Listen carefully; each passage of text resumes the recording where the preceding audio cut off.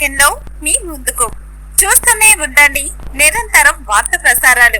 రాష్ట్ర ముఖ్యమంత్రి రేవంత్ రెడ్డి గారు గత అసెంబ్లీ ఎన్నికల సమయంలో ఏదైతే మా వికలాంగుల సమాజానికి ఇచ్చినటువంటి 6,000 పింఛన్ హామీ కానివ్వండి, అదేవిధంగా ఆర్టీసీలో ఉచిత ప్రయాణ హామీ కానివ్వండి, రాష్ట్రంలో వికలాంగుల అట్రాసిటీ చట్టం అమలు కానివ్వండి, వికలాంగుల సంక్షేమ శాఖను ప్రత్యేక శాఖగా గుర్తిస్తామన్నటువంటి హామీలు కానివ్వండి, రాష్ట్రంలో వికలాంగుల బ్యాక్లాగ్ ఉద్యోగాలను భర్తీ చేస్తామన్నటువంటి హామీలను నెరవేర్చాలని చెప్పేసి భారత వికలాంగుల కుల ప్రొటెక్షన్ సమితి ఆధ్వర్యంలో అతి త్వరలోనే ఏదైతే రాష్ట్ర ముఖ్యమంత్రి రేవంత్ రెడ్డి గారు చెప్పిన ఎన్నికల సమయంలో చెప్పిన మేము ఎప్పుడైతే అధికారంలోకి వస్తామో మేము అధికారంలోకి వచ్చినటువంటి మరుసటి నెల నుంచే ఈ రాష్ట్రంలో ఉన్నటువంటి వృద్ధులు కానీ, వితంతువులు కానీ, గీతా కార్మికులు కానీ, బీడీ కార్మికులు కానివ్వండి, అందరి పింఛన్లు కూడా మేము డబల్ చేస్తామని చెప్పేసి రేవంత్ రెడ్డి గారు మాయమాటలు చెప్పి మా వికలాంగుల సమాజాన్ని అటు వృద్ధులను, వితంతువులను, గీతా కార్మికులను, బీడీ కార్మికులు అన్ని వర్గాలను కూడా ఇవాళ మోసం చేసి దాదాపు రాష్ట్ర ముఖ్యమంత్రిగా బాధ్యతలు చేపట్టి ఇవాళ 2.5 ఏళ్ల పరిపాలన పూర్తయిన మా వికలాంగుల సమాజానికి ఇచ్చినటువంటి ఏ ఒక్క హామీని కూడా నెరవేర్చినటువంటి సందర్భంలో రాష్ట్ర వ్యాప్తంగా రేవంత్ రెడ్డి ప్రభుత్వానికి మరి వికలాంగుల యొక్క సత్తా ఏందో చాటి చెప్పి రేవంత్ రెడ్డి ప్రభుత్వాన్ని గద్దెదించడమే లక్ష్యంగా అతి త్వరలోనే రేవంత్ రెడ్డి పార్టీ భవనం అయినటువంటి గాంధీ భవన్ ముట్టడి కోసం భారత వికలాంగుల కుల ప్రొటెక్షన్ సమితి పెద్ద ఎత్తున లక్షలాది మంది వికలాంగుల సమాజాన్ని హైదరాబాద్ తరలించడమే లక్ష్యంగా మా యొక్క ఉద్యమ కార్యాచరణను సిద్ధం చేస్తున్నటువంటి క్రమంలో ఇవాళ మోతే మండలం హుషేనాబాద్ లో ముఖ్య నాయకులతో సమావేశం నిర్వహించుకోవడం జరిగింది. ముఖ్యంగా రాష్ట్ర ముఖ్యమంత్రి గారికి మేము ఒకటే విజ్ఞప్తి చేస్తున్నాం. మీరు ఇచ్చినటువంటి హామీలే మీకు గొప్ప కోరికలు ఏం కోరట్లేదు.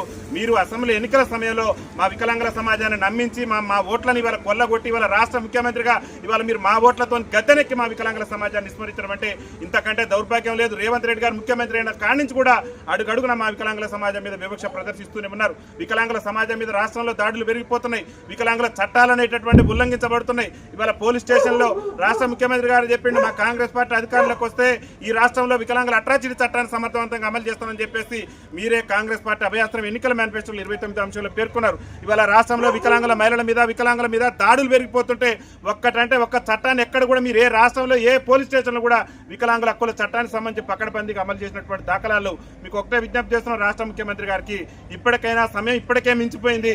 మాకు ఎన్నికల సమయంలో ఇచ్చిన హామీ మేరకు మా పింఛన్లు పెంచాలి. ముఖ్యంగా మీరు ఏదైతే ఆర్టీసీలో మహిళలకు ఉచిత ప్రయాణం ఇచ్చి మా వికలాంగుల సమాజానికి ఇవ్వకుండా మా పట్ల వివక్ష ప్రదర్శించే ప్రయత్నం చేస్తున్నారు. గౌరవ రాష్ట్ర ఆర్థిక మంత్రి, రాష్ట్ర రవాణా శాఖ మంత్రి ఉన్నటువంటి పొన్నం ప్రభాకర్ గారు కూడా మేము ఒకటే విజ్ఞప్తి చేస్తున్నాం. ఆర్టీసీలో వెంటనే వికలాంగులందరూ కూడా 100% రాయితీతో అన్ని బస్సులలో మాకు ఉచిత రవాణా సౌకర్యం కల్పించే విధంగా రాష్ట్ర ప్రభుత్వం, రాష్ట్ర ముఖ్యమంత్రి రేవంత్ రెడ్డి గారు వెంటనే నిర్ణయం తీసుకోవాలని చెప్పేసి కూడా మేము విజ్ఞప్తి చేస్తున్నాం. అడుగడుగున మీరు ముఖ్యమంత్రి అయిన కాంచి మా సమాజం పట్ల వివక్ష ప్రదర్శిస్తున్నటువంటి నేపథ్యంలో మీ పార్టీ ఆఫీస్ ఉన్నటువంటి గాంధీ భవన్ లక్షలాది మంది వికలాంగులతో ముట్టడించి నీ ప్రభుత్వాన్ని గద్దెదించడమే లక్ష్యంగా మా యొక్క ఉద్యమ కార్యాచరణ ఉండబోతుంది. అప్పటిదాకా మీరు తెచ్చుకోకుండా, గాంధీ భవన్ ముట్టడి దాకా మీరు తెచ్చుకోకుండా మీకు వికలాంగుల సమాజం మీద చిత్తశుద్ధి ఉంటే తక్షణమే మాకు ఇచ్చినటువంటి హామీలు నెరవేర్చాలని చెప్పేసి ముఖ్యంగా రాష్ట్రంలో అతి త్వరలోనే రాబోయేటటువంటి గ్రేటర్ హైదరాబాద్ ఎన్నికల్లో కూడా మా వికలాంగులకు ప్రత్యేకమైనటువంటి రాజకీయ రిజర్వేషన్ కల్పించిన తర్వాతనే ఈ రాష్ట్రంలో మరి జిహెచ్ఎంసీ ఎన్నికలు నిర్వహించాలి. మీ కాంగ్రెస్ పార్టీ అగ్రనాయకుడైనటువంటి రాహుల్ గాంధీ గారు చెప్పారు అనేక బహిరంగ సభలో, అనేక వేదికల్లో ఏఐసీసీ ఎన్నికల మేనిఫెస్టోలో కూడా మీరు పొందుపరిచారు.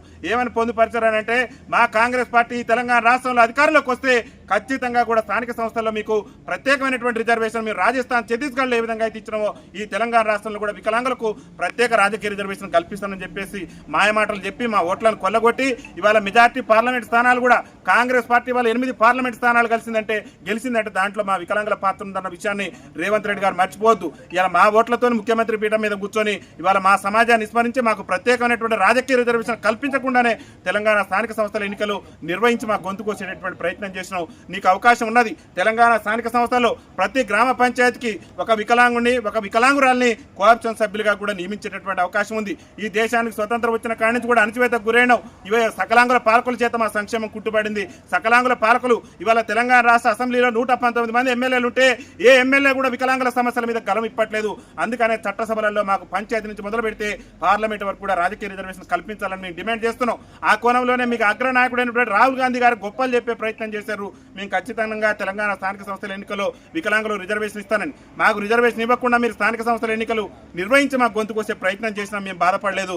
దయచేసి మేము రాష్ట్ర ముఖ్యమంత్రి గారికి ఒకటే విజ్ఞప్తి చేస్తున్నాం. మీకు మా వికలాంగుల సమాజం పట్ల చిత్తశుద్ధి ఉంటే ఎన్నికల సమయంలో ఇచ్చినటువంటి హామీలు నెరవేర్చడంతో పాటు మీరు ఏదైతే ఏఐసీసీ ఎన్నికల మేనిఫెస్టోలో చెప్పిన విధంగా తెలంగాణ గ్రామ పంచాయతీ ఎన్నికల్లో వికలాంగులకు ప్రత్యేక రిజర్వేషన్ కల్పించే విధంగా ప్రత్యేక చట్టం చేసి ఇప్పటికైనా కోఆప్షన్ సభ్యులుగా నియమించే విధంగా చర్యలు తీసుకోవాలి.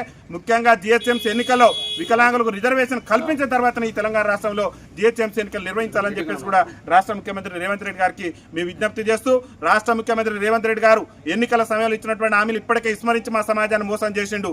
ఇప్పటికే చెప్తున్నాం, మేము మరీ చెప్తున్నాం, గుర్తు చేస్తున్నాం. మీరు ఇచ్చినటువంటి హామీల్ని ఇప్పటికి కూడా మా సమస్యల పట్ల మీరు చిత్తశుద్ధి చూపకుంటే కాంగ్రెస్ పార్టీని, కాంగ్రెస్ ప్రభుత్వాన్ని గద్దె దించడమే లక్ష్యంగా మా యొక్క గాంధీ భవన్ ముట్టడి ఉండబోతుందని చెప్పేసి కూడా తెలియజేస్తూ, ఈ యొక్క కార్యక్రమంలో పాల్గొన్నటువంటి పెద్దలు, గౌరవనీయులు జిల్లా క్రమశిక్షణ కమిటీ చైర్మన్ జంజిరాల సుధాకర్ గారు, వికలాంగుడు అయినప్పటికీ కూడా ఒక ప్రజాప్రతినిధిగా ఈ హుసేనాబాద్ గ్రామ పంచాయతీ అభివృద్ధి కోసం శ్రమించినటువంటి పెద్దలు, గౌరవనీయులు మా గౌరవ సర్పంచ్ వర్యులు, మాజీ సర్పంచ్ వర్యులు ఆంధ్రారెడ్డి గారికి, అదేవిధంగా మోద మండలంలో భారత వికలాంగుల హక్కుల పరిరక్షణ సమితి బలోపేతం కృషి చేస్తున్నటువంటి గౌరవనీయులు మా మండల అధ్యక్షులైనటువంటి జిల్లపల్లి శ్రీకృష్ణ గారికి, ఈ కార్యక్రమంలో పాల్గొన్నటువంటి ప్రతి ఒక్కరికి కూడా రాష్ట్ర కమిటీ పక్షాన ధన్యవాదాలు తెలియజేస్తూ, వికలాంగుల ఐక్యత, వికలాంగుల ఐక్యత నెరవేర్చాలి. కాంగ్రెస్ పార్టీ అసెంబ్లీ ఎన్నికల్లో వికలాంగులకు ఇచ్చిన హామీలన్నింటినీ వెంటనే నెరవేర్చాలి. కాంగ్రెస్ పార్టీ అసెంబ్లీ ఎన్నికల్లో వికలాంగులకు ఇచ్చిన హామీలను వెంటనే వికలాంగుల ఐక్యత, వికలాంగుల ఐక్యత కల్పించాలి.